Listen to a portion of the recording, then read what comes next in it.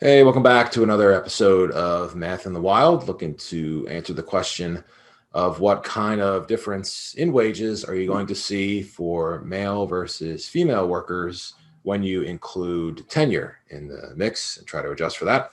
So I went ahead and pulled some data from the BLS. These are canned reports that they like to produce. This whole section here through column K is from this link here, and it is a table of earnings, male, female, from the CPS as of 2019. So it's a couple of years old here.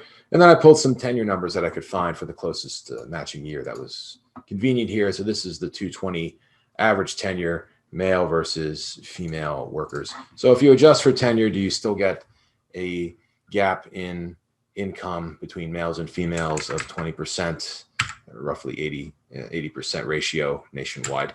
We'll just do that here. We'll take the average male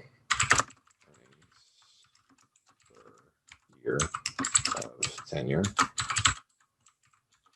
Capitalize that. I will just go ahead and multiply the male weekly median earnings.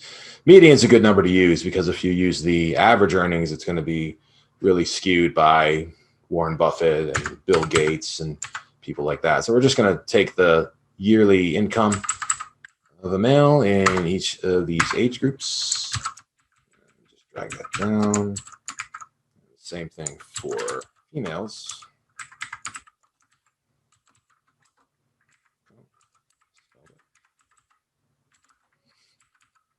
So that's going to be the female weekly median times 52 for your annualization, and then we'll divide it by years of tenure. Then we'll take the female to male ratio. I'll just put that this is tenure adjusted. So it's the kind of the annual earnings for each gender after you divide by the number of years of tenure. So you get the amount paid per year that you've worked at whatever company you're at. And that's going to be female divided by male. And it looks kind of higher than 80% in many cells, especially this cell here. If you're 20 to 24, apparently females earn more than males per year of tenure. If you do this, I'm going to get some kind of weighting in here so I can take an overall average. I'll just weight it by the number of workers in each age cell here. It looks like we have 120 million workers roughly. Just take the basic cells. I'm going to take the 16 to 19 age group divided by that total of 120 roughly million people. That'll be a percent of the total working population. This is a grouping cell. These are all actual categories. And now I can get the total ratio using this weighting as a rough estimate.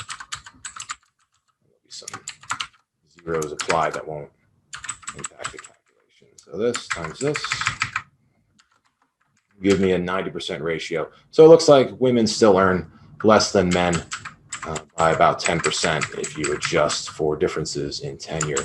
And the theory behind this is that women will often leave the workforce to go and care for children, and men do not do that as often as women do. I'll try to make a little chart of this set of ratios for you. Try to clean this up a bit.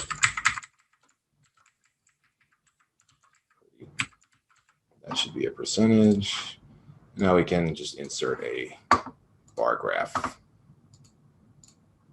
Okay, and you can see that if you just make a chart of all this,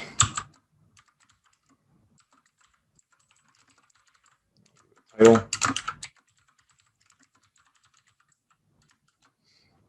it's 90% overall, but there are some cells where women are extremely competitive compared to men, especially in this 20 to 24-year age bucket where women do earn more than men on average. Seems like in the later years, women tend to earn significantly less than men, while they're much more competitive in the middle years of their working life. So we'll just take that as a fact that we've gleaned from the BLS. Thank you for watching.